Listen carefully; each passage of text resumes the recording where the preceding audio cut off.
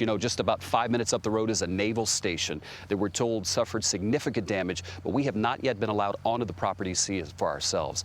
Up and down the state, California is spending about $16 million installing quake detection sensors. And yesterday, we spoke with the renowned seismologist, Dr. Lucy Jones, who many of you may have seen on TV over the last few days.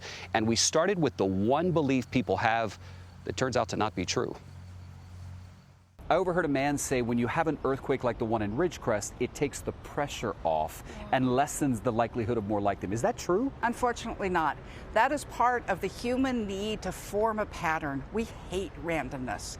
And the fundamental is the distribution of earthquakes is random. Seismologist Lucy Jones says the recent earthquakes are sending a message that an even bigger one is lurking. This is not the big one. I could say that the term the big one you can only use if it's such a big event you change the nature of society.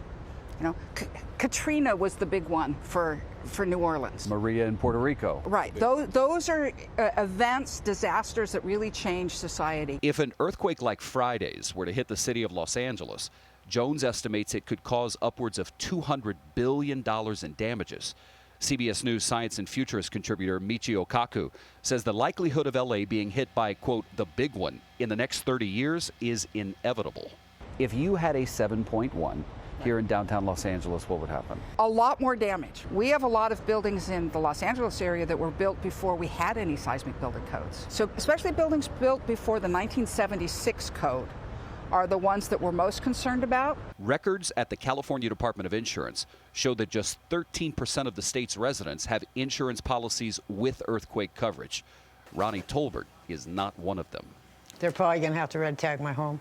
Tolbert and her husband Dan, who is disabled, barely made it out when the second quake hit. She is not sure how she's going to rebuild their home that they've lived in for 32 years. I don't know what I'm going to do. I'm kind of old to start over, just lost my job, got laid off, and so I don't know. I don't know what I'm going to do. The Tolberts are so worried that as I speak to you now, they are sleeping on a mattress in their driveway. Some points before we leave you, some suggestions, 3 things. Number 1, have enough food and water in your home to last you for about 3 days.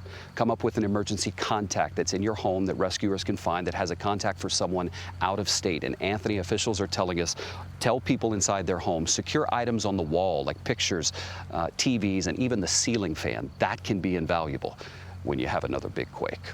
All very good advice, David. Tough times for some people out there. Thank you.